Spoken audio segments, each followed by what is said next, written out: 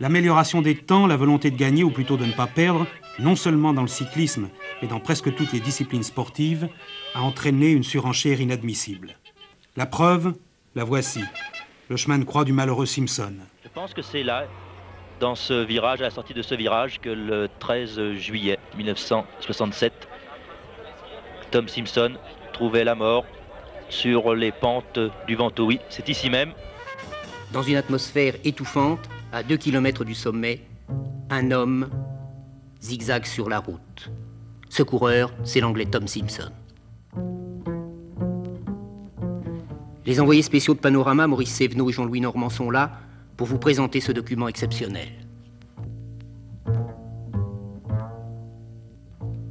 Respiration artificielle, masque à oxygène, les techniques de réanimation sont impuissantes. Simpson est toujours dans un état comateux, état qui nécessite une rapide évacuation sur le centre hospitalier d'Avignon. À 17h40, les médecins constataient le décès de Tom Simpson et refusaient le permis d'inhumer. Voilà, et nous en venons maintenant au Tour de France qui, je vous le disais en début de ce journal, a été gagné comme prévu par Laurent Fignon, alors que l'étape du jour, la dernière, a été remportée par le Suisse Gilbert Glos. On a eu un peu peur cet après-midi sur les pavés des Champs-Élysées car ils étaient mouillés, ce qui a donné plusieurs chutes spectaculaires. Mais la hiérarchie établie après l'étape contre la montre de Dijon n'a en rien été bousculée. Et la foule énorme qui a suivi à Paris l'arrivée du Tour n'a pas été déçue. Celui qu'elle attendait était au rendez-vous et celui-là, c'était bien Laurent Fignon.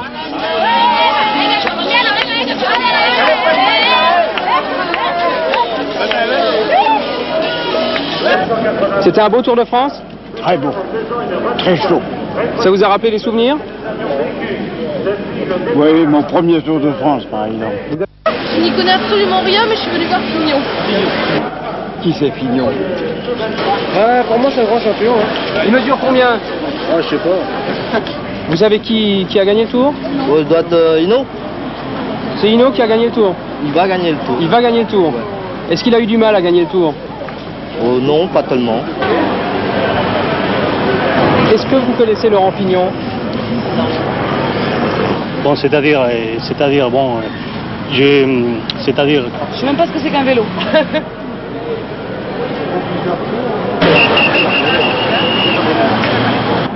Dites-moi, madame, est-ce que vous trouvez que c'est un bon garçon, Laurent Fignon? À l'arrivée de cette dernière étape du Tour de France. It's all right. Alors, monsieur, vous avez suivi le Tour de France, hein? Oui, je suis de Normandie. Ouais. Vous avez suivi le Tour de France? Oui, je suis rouennais. Dites-moi, voir, qu'est-ce que vous pensez du Tour de France 82? C'est chiant. Et vous trouvez que ça a été un joli Tour de France? Oui. Qu'est-ce qui a gagné? C'est Figeon. Comment? Figeon. Non, pas Figeon, Fignon. Fignon, ça s'écrit F-I-G-N-O-N. Fignon, c'est le nouveau champion d'un nouveau Tour, le dernier, mais de loin le plus rétro et le plus passionnant de ces 10 dernières années. Et quand un maillot jaune arrive sur les Champs-Élysées, que craint-il sinon une chute? Et pour ce maillot jaune, l'anxiété est encore plus grande lorsqu'une averse tombe sur les pavés poussiéreux. Et quand l'averse tombe, les coureurs aussi. C'est presque fatal et Job Zoetemelk en sait quelque chose.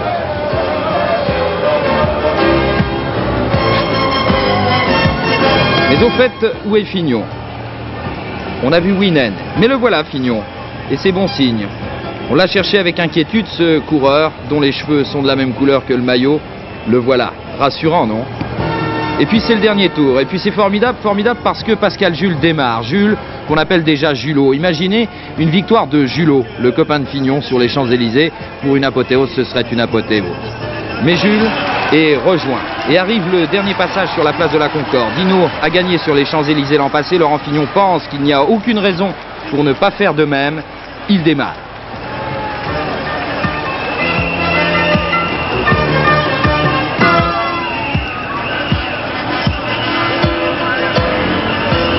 Il démarre, mais Kelly a pris sa roue, suivi par le Suisse Glaus. Et puis, comme d'habitude, c'est le sprint sur les Champs-Élysées.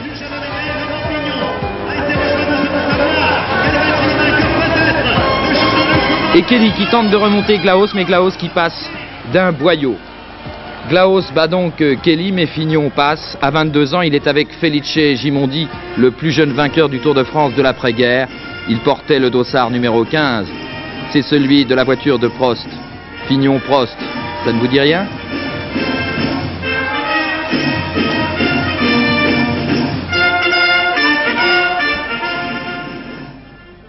Deuxième Tour de France cycliste, celui-là, avec une étape beaucoup plus calme que celle de la veille. À Fleurance, c'est l'ancien champion de France Régis Clerc qui l'a emporté au sprint. Le Français Pascal Simon conserve le maillot jaune. Et pourtant, il est tombé dans des conditions que certains ont jugées douteuses, suffisamment en tout cas pour relancer la polémique sur la loi du milieu dans le peloton. Il a ce soir une omoplate fracturée. D'autant qu'un peu plus tard, on apprenait que Job Zoetemelk et Jean-François Rodriguez s'étaient dopés lors des premières étapes du Tour. Outre une amende, ils risquent un déclassement à la dernière place des étapes incriminées et 10 minutes de pénalisation au classement général. Alain Vernon.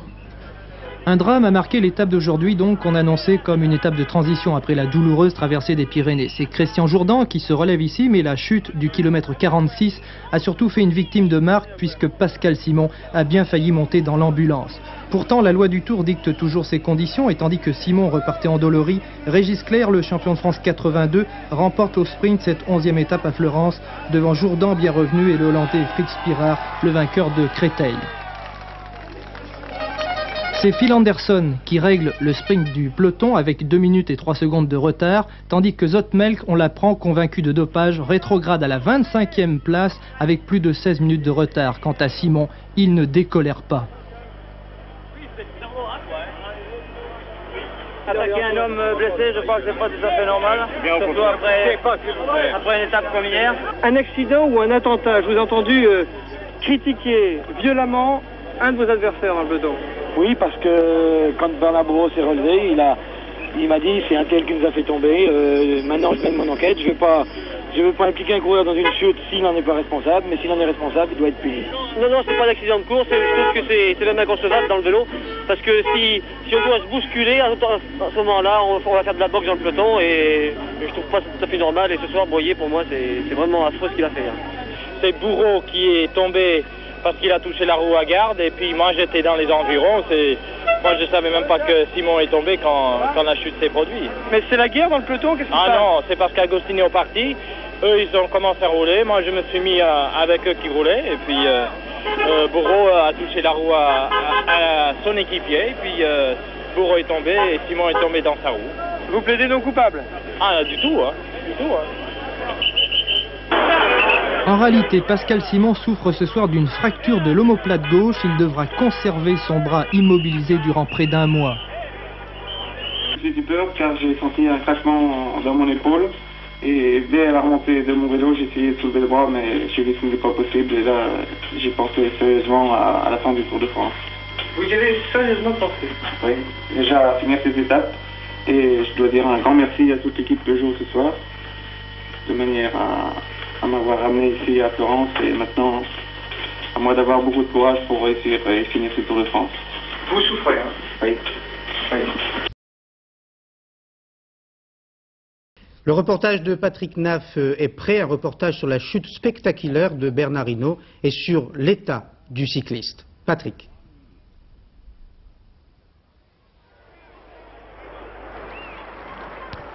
Bernard Hinault blessé à l'arrivée de la 14e étape Autran-Saint-Étienne. Diagnostic, double fracture des os propres du nez et entaille au cuir chevelu. Tout s'est produit dans les 300 derniers mètres lors du sprint du peloton. Hinault, Vallet, Anderson, Winen et Agédoren s'accrochent. C'est la chute. Une chute dont la cause reste mystérieuse. L'autre victime de cette 14e étape, c'est le vainqueur, le Colombien Luis Herrera, qui tombe dans une descente à quelques kilomètres de l'arrivée. Plaie à la pommette et au front, mais rien de grave. Parti seul au 117e kilomètre, le Colombien franchit la ligne d'arrivée avec 47 secondes d'avance sur ses adversaires. C'est sa 2e victoire d'étape. Derrière, c'est le sprint pour la 2e place, un sprint remporté par le Belge Ludo Peters, devant le lieutenant de Bernard Hinault, l'Américain Greg LeMond et Robert Forrest.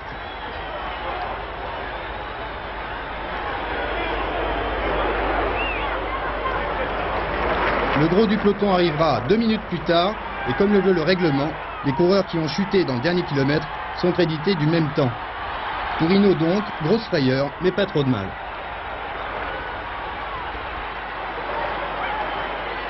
Finalement, pour rassurer tout le monde, il n'y a rien. C'est juste le nez cassé, 2 points ici, 2 points dans la tête. Il me reste mes 2 jambes, mes 2 bras, alors je pense que c'est le plus important. Mais qu'est-ce qui s'est passé exactement? Parce que dans le sprint, disons, Steve, il emmenait le sprint. Je crois que c'est Madio qui a dû essayer d'aller. Et moi, j'étais pour aller dans le sprint avec Steve. Et il y a un coureur qui est arrivé sur le côté, qui amène. Est-ce que c'est la faute d'Anderson, Bernard?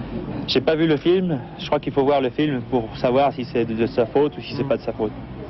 Alors, il y a que comme ça. Qu'est-ce qu'il y a? Je vois sur le côté de la tête. Oh, c'est rien, ça. C'est rien. 2 points, marque de fabrique. Ici, le nez cassé. Et autrement, le reste, il n'y a rien du tout. Vous pouviez... Au classement général, Hinault conserve le maillot jaune, mais Greg LeMond réalise une bonne opération en reprenant plus d'1 minute à Stephen Roche et Sean Kelly. 5e, Steve Bauer. Bon, on passe au cyclisme au Tour de France. La 12e étape aujourd'hui, 12 juillet, c'était normal, entre Brive-la-Gaillarde et Bordeaux. Victoire d'un Américain au sprint, à Bordeaux. Oui, au sprint. C'est qui? Comment il s'appelle? Finney. Davis Finney. Gaillan, très français, garde le maillot jaune. Martial, hein, le Gaillan. Voilà, mais ce qu'on retiendra surtout de cette étape aujourd'hui, eh bien, c'est la chute et l'abandon de Sean Kelly, qui était l'un des favoris. Pierre Freudenreich. 50e kilomètre, le peloton est près de Sarlat. Un attroupement du mouvement, un homme, le docteur Porte, se rend sur le lieu du drame. Vous l'avez reconnu, Sean Kelly en est la victime. Courageux, l'Irlandais remonte sur son vélo. Aidé par ses coéquipiers et au prix d'un fantastique effort, le favori du Tour repart. Pas pour longtemps malheureusement. 20 km d'horreur. C'en est trop, la douleur l'emporte. Kelly le maudit s'arrête. Diagnostic, fracture de la clavicule. Après le Tour d'Espagne et Paris-Roubaix, le Tour de France c'en est fini pour Kelly. L'histoire de cette 12e étape retiendra donc l'abandon de Kelly, la victoire au sprint de David Finney et le maintien du maillot jaune sur les épaules du Français Martial Gaillan. Au menu de demain, les premiers cols de montagne. Madame, Monsieur, bonsoir. Le Tour de France commence mal. À l'arrivée à Armentières cet après-midi, c'est le sprint final. Les coureurs se déportent sur la droite de la route vers les barrières de sécurité et c'est la chute. Plusieurs coureurs percutent un policier qui prenait une photo. 2 coureurs ont été sérieusement blessés, le Belge Nielsen et le Français Jalabert, qui était le meilleur Français de ce Tour. Le récit complet des événements, Thierry Clopeau. Voici le vélo de Laurent Jalabert, ou tout du moins ce qu'il en reste, après le choc à près de 70 km/h. 10 secondes plus tôt, c'est le sprint. Un policier imprudent, décalé par rapport à la barrière, qui prend une photo. Le Hollandais Nielsen le frappe alors de plein fouet. Derrière, c'est Jalabert, qui heurte lui aussi pleine face l'agent des forces de l'ordre et un panneau publicitaire. Stupéfaction dans le public. Les 2 coureurs et le policier, assez sérieusement blessés, sont immédiatement secourus par les médecins du Tour.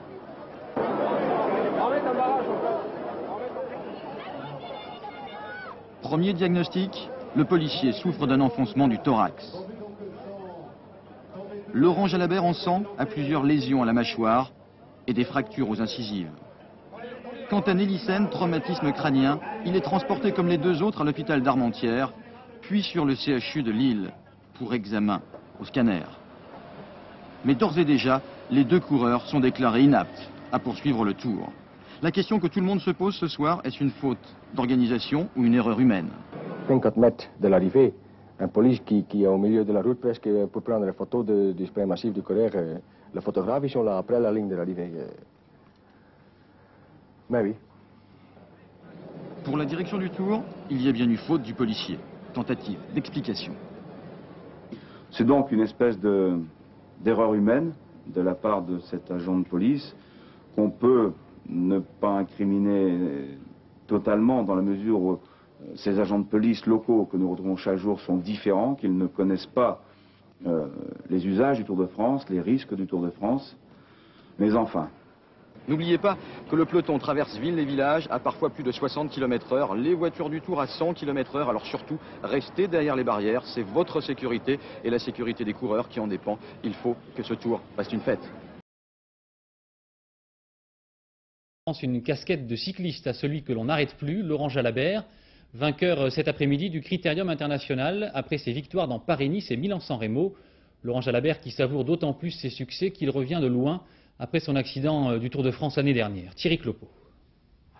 Laurent Jalabert a dû se croire maudit. À l'arrivée de la deuxième étape ce matin, le coureur d'EONC a failli revivre une bien mauvaise aventure. Une petite collision avec un spectateur, heureusement sans gravité. Malgré cet incident de parcours, cela ne l'a pas empêché de remporter cet après-midi le Critérium International. Jalabert en jaune, c'est toute la France du vélo qui se met à rêver. Une image à entretenir jusqu'au mois de juillet, jusqu'au Tour de France. Une fois les classiques d'avril terminés, mon principal objectif sera le Tour de France. Et alors, à ce moment-là, tout ce que je vais faire, ce sera en fonction du Tour. Donc, à ce moment-là, je commence à y penser. Pourtant, Laurent Jalabert revient de loin. Le 3 juillet dernier à Armentières, il percute un policier dans le sprint final. La chute est terrible, violente, et les dégâts pour Jalabert sont considérables. Cage thoracique enfoncée, plusieurs fractures de la mâchoire et des bleus un peu partout. Sur son lit d'hôpital, Jalabert souffre, mais ne doute pas. C'est sûr que je recommence ça, je suis professionnel. Hein. Et bon, le vélo, c'est une partie de ma vie. Et bon, j'ai pas l'intention de me tuer en vélo, mais j'ai toujours beaucoup d'ambition pour gagner des courses. Et Laurent Jalabert, à force de courage, va se donner les moyens de cette ambition. Il y a 3 semaines, c'était Paris-Nice, la première grande course par étape de la saison, la première victoire du revenant. Plus fort encore, une semaine plus tard, il remporte sa première grande classique Milan-San Remo devant l'Italien Fondriese. Jalabert rejoint alors les plus grands. Sa victoire aujourd'hui au Critérium International de la route est carrément un exploit historique. Jamais un coureur n'avait remporté ces 3 courses d'affilée. Bien sûr, on commence à penser très fort au Tour de France, le Tour qui lui a valu tant de souffrances, mais qui n'a pas fait que lui porter malheur. En 92, avec une victoire d'étape en prime, Jalabert avait endossé sur les Champs-Élysées le maillot vert du classement par points. Avec de nouvelles qualités de grimpeur qu'on ne soupçonnait pas, il peut désormais rêver d'un maillot d'une autre couleur, le jaune lui va si bien. Mais le Tour de France a débuté dans le drame hier soir avec la chute de Chris Boorman, le Britannique, champion du monde du contre-la-montre. Chris Boorman a tout tenté dans le prologue à Saint-Brieuc, sous la pluie et à la nuit tombée, mais il a chuté au bout d'1 minute 30 de course. Il souffre d'une double fracture à la cheville gauche et au bras droit. Thierry Clopo et Alain Poirier l'ont rencontré sur son lit d'hôpital avant qu'il ne repartent pour Manchester. Je prends quelques risques comme tout le monde, mais j'ai trop poussé. Pour la descente, j'ai connu, je suis un seconde derrière de Francis Moreau. Donc je pense que c'est possible pour gagner les prologues. J'ai vu gagner le prologue. J'ai trop poussé pour la descente. J'ai passé tout le plus mauvais virage. Après un autre 600 mètres, c'est fini. Je suis très déçu parce que c'est ma première opportunité pour faire la grande course 3 semaines. Avec les grands coureurs, c'est la première opportunité pour avancer mon carrière. Je suis très motivé. Maintenant, je suis dessus, mais je pense à la future. Le docteur m'a dit peut-être 6 semaines, 2 mois, parce que j'ai cassé les deux. Après, moi, je pense tout de suite que c'est possible pour le championship du monde. Donc, j'ai essayé pour le championnat. Mais je suis bien. Jalabert, l'année dernière, il avait la grande chute et après, j'espère que c'est la même. Merci Chris. Cette étape la plus attendue a donc commencé dans le drame, je vous le disais, avec ce matin la chute mortelle de Fabio Casartelli, 25 ans, champion olympique à Barcelone. Récit Laurent-Frédéric Vollet. Immobile et pratiquement déjà sans vie, Fabio Casartelli gît même le sol dans une mare de sang. À ses côtés, d'autres coureurs, impliqués dans une chute terrible. On est au 34e kilomètre de la 15e étape du Tour de France. Au détour d'un virage de la descente du Portet d'Aspet, le drame a frappé. Manifestement, l'Italien a heurté une des bornes en béton qui longe la route. Le choc le plonge alors immédiatement dans un coma profond. Difficile de savoir ce qui s'est vraiment passé. Écart, crevaison, faute. En tout cas, sans casque sous la chaleur aujourd'hui, Casartelli ne se relèvera pas. Il avait fêté son 25e anniversaire il y a 2 jours. Les secours pourtant sont arrivés très vite. Soigné sur place, puis évacué par hélicoptère, Casartelli sera victime de 3 arrêts cardiaques pendant son transfert. Le décès sera prononcé officiellement à 14 h. Également touchés dans l'accident, l'Allemand Baldinger et l'Italien Perini souffrent de traumatismes divers. Quant au Français Dredze, il a plongé dans le ravin et s'est blessé gravement à la cuisse gauche. Professionnel depuis 2 ans, Casartelli est le premier coureur à décéder sur le Tour depuis Tony Simpson en 67. On se souviendra de lui comme le champion olympique en titre de la spécialité. En 92, à Barcelone, il avait triomphé et avait offert à tous les observateurs un visage rayonnant, à l'image de sa jeunesse, pleine d'avenir. Au Tour de France, c'est le Suisse Alex Zülle qui portait le maillot jaune ce matin au départ de la première étape. Le Suisse a en effet remporté hier le prologue, battant de 2 petites secondes le Britannique Chris Borman, qui l'an dernier avait été victime d'une grave chute lors précisément du prologue à Saint-Brieuc, noyé alors sous l'orage. Claire Reynaud. Juillet 1993, dans le TGV qui l'emmène à Paris pour la dernière étape du Tour, Miguel Indurain découvre dans la presse l'exploit de Chris Borman qui vient de battre le record de l'heure. Un exploit qui n'a pas échappé à l'équipe Gann qui s'adjuge les services de l'anglais. Le 2 juillet 1994, Chris Borman prend donc le départ de son premier Tour de France, et quel départ! Il remporte le prologue en établissant un record de vitesse encore inégalé à ce jour, mais il abandonne le peloton au bout de 2 semaines. Le 1er juillet 1995, Borman repart en trombe sous l'orage de Saint-Brieuc. Mais son prologue à lui ne durera que 3 km. Un mauvais virage, une terrible chute, 2 fractures. Borman rentre à la maison. J'ai une bonne vacances dans l'été avec ma famille. C'est la première fois dans 13 ans que je reste à la maison dans l'été. C'est bon parce que j'ai le temps pour contempler, pour penser pour le futur. Ça, c'est une bonne expérience. Hier, Chris Borman n'était pourtant pas très rassuré lorsqu'il a pris le départ. Difficile en effet de chasser les mauvais souvenirs lorsqu'on doit à nouveau affronter une route mouillée et des virages serrés. Mais cette année, il a décidé de terminer le Tour, alors il a opté pour la prudence. Ce qui ne l'a pas empêché de se classer 2e de ce prologue à 2 petites secondes du Suisse Alex Zülle. Même lorsqu'il ne prend pas de risque, Chris Borman reste vraiment un Superman du chrono. Le Russe Berzin s'empare du maillot jaune à l'issue d'une première étape de montagne épique entre Chambéry et les Arcs. Luc Leblanc est le héros du jour, il sera en direct avec nous dans ce journal. Les vacances débutent sous la pluie et le froid. Inquiétude à la SNCF après l'incarcération de Loïc Le Floch-Prigent et les témoignages accablants pour Mladic et Karadzic au tribunal international de l'Haye. Madame, Monsieur, bonsoir. Le Tour de France a connu l'une de ses étapes les plus folles entre Chambéry et les Arcs. Un cocktail détonnant de pluie, de vent, de nuages et de cols à franchir. Au fil des kilomètres, on a assisté au décrochage de Jalabert, à l'abandon du maillot jaune, à des chutes spectaculaires et à la défaillance d'Indurain. Ce soir, le Russe Berzin est maillot jaune après cette étape remportée et de quelle façon par Luc Leblanc. Récit d'une journée un peu folle, Claire Reynaud. On l'imaginait en jaune, mais il a vécu une journée noire. Laurent Jalabert lâché dès les premiers kilomètres de cette première étape de montagne, dans l'ascension du col de la Madeleine. Laurent Jalabert qui, malgré l'aide de ses coéquipiers, ne parviendra jamais à rejoindre le peloton.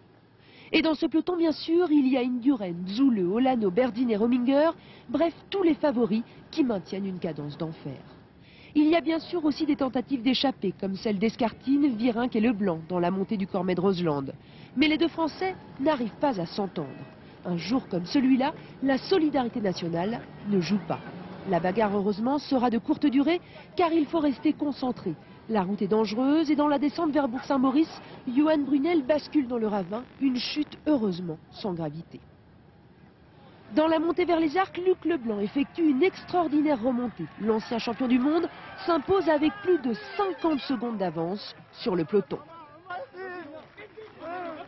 Un peloton qui a distancé Miguel Indurain, le quintuple vainqueur du Tour de France, est à son tour victime d'une incroyable défaillance. Il coupera la ligne avec plus de 4 minutes de retard, rétrogradant à la 14e place du classement général. Quant à Laurent Jalabert, arrivé 13 minutes après Luc Leblanc, il sait qu'il a perdu toute chance de remporter le Tour de France. Ça avait l'air d'aller ou ça avait l'air difficile à votre avis? Merci. Un mot de sport avec le Tour de France. Le maillot jaune change d'épaule et revient à l'Estonien Kersiput. C'est le Belge Tom Stills qui remporte cette deuxième étape. Une étape plutôt mouvementée. Nathanaël de Ringsin. L'hydroglisseur, voilà bien le meilleur moyen pour voir le peloton progresser tout au long des 4 km du Gois de Noirmoutier. Le Gois devait marquer les esprits. Il va laisser des traces. Une chute collective au milieu du peloton entraîne un embouteillage. La chaussée est étroite, 104 coureurs sont pris au piège. Parmi eux, quelques favoris. Zoule, Rinero, Gotti, Brochard. Ils arriveront à Saint-Nazaire avec plus de 6 minutes de retard sur ce groupe de 70 échappés, bien malgré eux. Sur la ligne d'arrivée, Tom Stills s'impose juste devant Yann Kirsipu. Kirsipu, très habile aujourd'hui, notamment lors des sprints bonification, a repris 30 secondes à Lance Armstrong, bien plus qu'il n'en fallait pour dépasser l'Américain au classement général et offrir à l'Estonie le premier maillot jaune de son histoire. Laurent Jalabert est en direct avec nous de l'Escar dans les Pyrénées-Atlantiques. Laurent Jalabert, quelle étape? 162 km en solitaire, 6 cols dans la journée, tout seul. Ce soir, le maillot à poids du meilleur grimpeur pour la première fois de votre carrière et vous allez nous faire croire que vous n'êtes pas un spécialiste de la montagne. Oui, si j'en étais un, j'aurais attendu le final et j'aurais essayé de gagner au sommet aujourd'hui, mais bon, c'est vrai que je suis pas non plus minable en montagne, mais bon, j'ai besoin, si je veux gagner, d'attaquer de loin comme ça. C'était bien tenté, j'ai pris des gros risques, mais c'était à ce prix-là que j'avais une chance de gagner aujourd'hui. Alors, gros risque, on va revoir l'image. Vous avez été victime d'une chute. C'est quoi, justement une trop grande prise de risque dans la descente ou finalement une grande fatigue? Ouais, non, là précisément, la descente était terminée et c'était surtout la fatigue. Ouais. J'étais moins lucide dans la dernière descente. Et j'ai fait une petite erreur de freinage, quoi. J'ai trop bloqué les freins à l'avant et je suis parti de l'avant, quoi. Victoire d'étape pour Lance Armstrong, qui vous rattrape in extremis. Qu'est-ce qu'on ressent à ce moment-là, après 162 km seul? C'est quoi, c'est un grand courant d'air qui passe? Ah oui, c'était un courant d'air, ouais. Il est passé vite. Et bon, même s'il m'a fait signer avec la tête, vas-y, suis-moi, non, je peux pas. Non. Il m'aurait fallu autre chose qu'un vélo pour monter avec lui. Mais bon, c'est comme ça, c'est le destin. C'est vrai que c'était difficile d'aller au bout, mais j'ai quand même fait une belle journée sur une belle étape. Je suis très, très content de ma journée. Alors, public considérable hein, dans les Pyrénées aujourd'hui. On vous a vu à certains moments manifester votre énervement à l'égard de certains qui vous arrosent, qui vous poussent, qui vous tapent, même si c'est sympathique. Ça énerve parfois. Non, mais en règle générale, je suis resté très calme aujourd'hui. J'ai pas eu de problème avec le public. Bien au contraire. Bon, si ce n'est peut-être une fois ou deux où on m'arrose avec de l'eau trop froide et ça surprend un petit peu, mais bon, rien de bien grave. Oui, c'est vrai que c'est une popularité énorme pour vous. Hein. On a vu beaucoup de panneaux et d'affiches à votre nom. Alors, 2 victoires d'étape, dont celle du 14 juillet. Ce maillot du meilleur grimpeur pour la première fois. On vous souhaite de le conserver encore demain soir. Quoi qu'il arrive, ce tour restera un grand cru pour vous. Oui, tout à fait. Si ce n'est le meilleur, ce n'est tout meilleur. Et bon, quoi qu'il arrive jusqu'à Paris, il est excellent, c'est clair. Mais bon, je vais essayer encore de faire quelque chose de bien d'ici à la fin. On vous le souhaite. Merci beaucoup, Laurent Jalabert. Vous étiez en direct avec nous.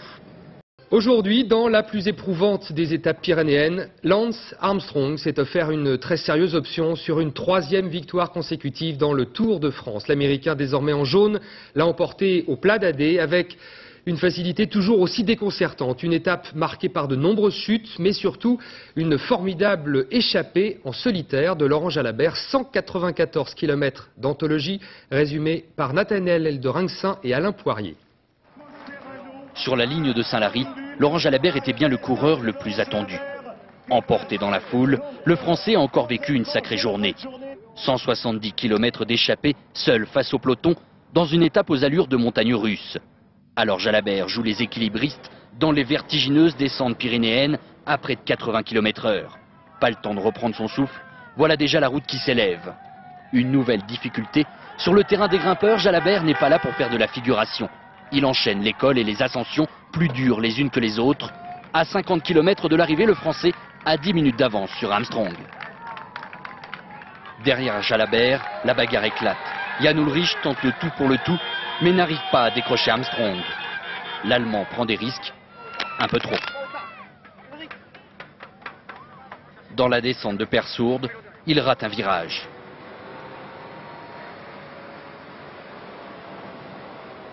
Plus de peur que de mal, Ullrich remonte en selle, prêt à se lancer aux trousses de l'Américain. Inutile, Armstrong l'attend, quelques kilomètres plus bas. Oui, c'est normal. C'est pas correct pour continuer ou attaquer quand un champion est dans le chute. Toujours en tête de la course, Jalabert est à son tour victime d'une chute au pied de la dernière ascension. Mais le Français repart. Quelques mètres plus tard, son vélo lui joue des tours. Encore des secondes de perdu à 10 km de l'arrivée. Comme pour lui ôter tout regret, Armstrong, dans les derniers lacets de la montée vers Saint-Lary, démarre comme d'habitude au nez et à la barre d'Ulrich. Jalabert est vite rejoint. Cette fois, il n'y a plus personne sur le chemin de l'Américain qui s'en va remporter sa 3e victoire du Tour et enfiler son premier maillot jaune de l'année, certainement pas le dernier. L'étape s'annonçait décisive, elle l'a été, et réservant même l'un de ces coups de théâtre qui participent à la légende du Tour. 10 km avant l'arrivée, Jan Ullrich, très bien parti, est tombé dans un virage alors qu'il disposait d'une avance de 2 secondes sur son principal concurrent, Lance Armstrong. L'Américain a désormais sa 5e victoire à portée de roue. Il a terminé l'épreuve 3e. Il dispose désormais d'une avance d'1 minute 16 au classement général. L'épreuve contre la montre a été gagnée par l'Écossais David Millar, qui avait connu bien des déboires lors du prologue. Compte rendu, Nathanaël Drinxan, Nadine Picard. Un Tour de France, ça tient parfois à pas grand-chose. Un virage mal négocié, et voilà les rêves de victoire de Jan Ullrich qui s'envolent. Juste derrière, Lance Armstrong, lancé à pleine vitesse, ne laisse pas passer l'occasion de reprendre quelques précieuses secondes à son rival. Ullrich repart, sans conviction, il a perdu le Tour. Quand j'écoute Jan chute, je fais tranquille, sans risque, de le virage doucement. Et pour moi, c'est pas important pour l'étape parce que c'est extrêmement dangereux. Un maillot jaune averti en vaut 2. Armstrong gère son avance et ne prend plus aucun risque.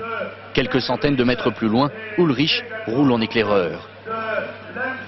À plus de 54 km/h de moyenne, les deux hommes arrivent à Nantes sous des trompes d'eau. Ullrich a sa tête des mauvais jours. Il est 4e de l'étape et plus que jamais 2e du Tour. Il a juste un peu touché au coude et pour le reste, il dit c'est dommage qu'il n'a pas gagné l'étape parce qu'il nettoyait justement. Cet après-midi, sur la ligne d'arrivée, malgré la pluie et la fatigue, Lance Armstrong s'est laissé aller à quelques signes extérieurs de bonheur. Cette victoire, l'Américain est tout de suite allé la partager avec sa femme. Demain soir, Lance Armstrong rejoindra Anquetil, Merckx, Hinault et Indurain dans la légende du Tour de France. La première étape du Tour de France, après la cérémonie de départ, à l'endroit même où les premières équipes s'étaient lancées il y a 100 ans.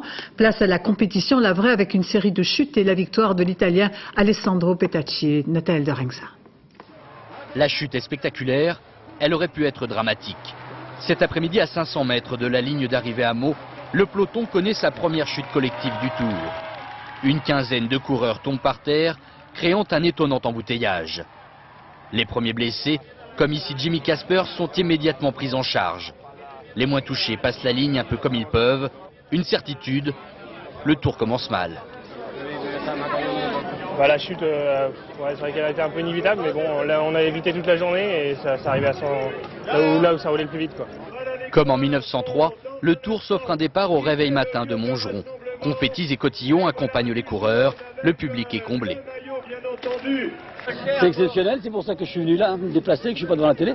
La caravane, les coureurs, j'en fais moi-même, donc le vélo. Pour le plus grand plaisir des spectateurs, la première échappée du centenaire est française. Beneteau, Mangin et Flickinger posent compagnie au peloton. Ils comptent jusqu'à 8 minutes d'avance. Malheureusement pour eux, les espoirs de victoire s'envolent un peu avant l'arrivée lorsque les équipes de sprinteurs accélèrent. Avec un petit peu de réussite, ça peut le faire, mais bon, un peloton lancé à 60 à l'heure, dans les 15 derniers kilomètres, il n'y a pas trop d'espoir quand même. Sur la ligne de Meaux, l'Italien Alessandro Petacchi règle au sprint ce qu'il reste du peloton. C'est sa première victoire sur le Tour de France. Bradley Maggi, lui, a toujours le sourire. Son aventure en jaune continue. De France avec un maillot jaune qui change encore d'épaule. Schumacher, victime d'une chute, est détrôné ce soir par le luxembourgeois Kirchen. Et c'est un jeune espoir italien, Rico, qui remporte l'étape. Sur place, Nathanaël Drinxan, Régis Maté. Depuis le début du Tour, c'est presque devenu une tradition. Chaque jour, dès les premiers kilomètres de l'étape, des coureurs français faussent compagnie au peloton. Sylvain Chavanel, Benoît Vaugrenard et Freddy Bichot multiplient les efforts pendant 180 km. Sur les routes du Massif central, les 3 hommes doivent se battre contre la route qui s'élève, le soleil qui tape, le peloton qui revient et la pluie qui glace. Ça fait beaucoup pour des échappés. Il y avait la chaleur, mais on a pris un peu de pluie aujourd'hui, ce qui a permis de refroidir un petit peu. Mais ça reste toujours des journées difficiles parce qu'il n'y a pas trop de plats. C'est toujours en prise et tout le monde connaît le Massif central, c'est toujours difficile. Dans le peloton, la tension est palpable. Cadel Evans s'énerve contre un gendarme qui a failli le faire tomber. Chavanel, lui, arrête les frais à 15 km de l'arrivée. Il a récupéré le maillot de meilleur grimpeur. L'échappée est terminée. Débute alors une nouvelle course, riche en intensité et en rebondissement. À 300 mètres de la ligne, Stéphane Schumacher, le maillot jaune, heurte la roue d'un concurrent. Il perd l'équilibre, 32 secondes, et sa précieuse tunique. Pour cette première arrivée au sommet, Valverde et Evans sont roue dans roue, mais c'est Riccardo Rico, l'Italien, qui s'impose. Les Transalpins voient en lui le futur Pantani, et en Italie, c'est un compliment. Sur le podium, Kim Kirchen a sorti son plus beau sourire. Depuis Charlie Gaulle, il y a 50 ans, aucun luxembourgeois n'avait porté le maillot jaune. Un dimanche de sport maintenant, avec d'abord la première étape du Tour en ligne. Après le prologue hier, les coureurs ont pris la direction de Bruxelles. Une étape de plat, de nombreuses chutes et un sprint remporté par l'Italien Petacchi, 36 ans, et toutes ses jambes apparemment. Julien Benedetto et David Dameda. Metz, petit village belge en effervescence pour le passage de la Grande Boucle. C'est ici qu'habite le cannibale. Eddy Merckx, quintuple vainqueur du Tour, possède une usine de cycles juste à côté. Metz, c'est une terre de vélo. Je suis au cœur de voir autant de monde présent et c'est bien la preuve que le cyclisme est encore très populaire en Belgique. Ici, Wallons et Flamands sont d'accord sur un point, Merckx est un héros. Le plus grand, le plus grand. Quand il roule, maintenant, il gagne encore toute la course.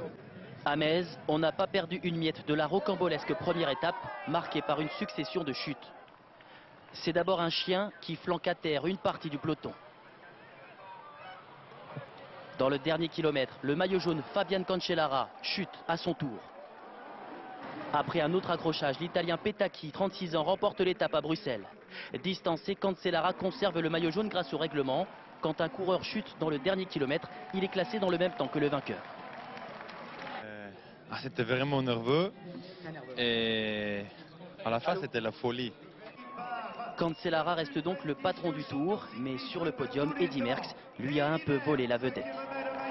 Le Tour de France maintenant avec une journée un peu folle sur les pavés du Nord. Armstrong qui perd du temps, Chavanel qui perd son maillot jaune et Cancellara qui redevient le patron. Aaron Tanzit, Mathieu Nivenglowski. Épique, dantesque. Dans la poussière des pavés du Nord, les coureurs du Tour roulent à un train d'enfer. 13 km de souffrance. Ils n'en peuvent plus, ils vont vraiment au bout de ce qu'ils font. Chapeau bas, respect, je le ferai pas. Cet après-midi, le grand ménage a bien eu lieu. Plusieurs chutes, dont celle de Frank Schleck, l'un des favoris du Tour. La clavicule cassée, le champion du Luxembourg abandonne. Jour de galère pour le maillot jaune. Sylvain Chavanel crève 2 fois. Satané pavé. Le Français en jette son vélo dans le fossé. Ce soir, Chavanel n'est plus en tête de ce Tour. Ennui mécanique plus 2 crevaisons par-dessus. Ça m'a pas avantagé, ça c'est sûr. Lance Armstrong dans la tourmente. Également victime d'une crevaison, l'Américain se bat seul et perd à l'arrivée 55 secondes sur Contador.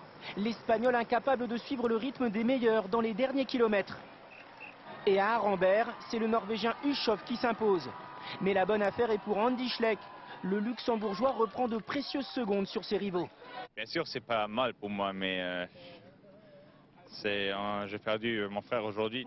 Et une journée seulement après l'avoir cédé, le Suisse Cancellara récupère son maillot jaune.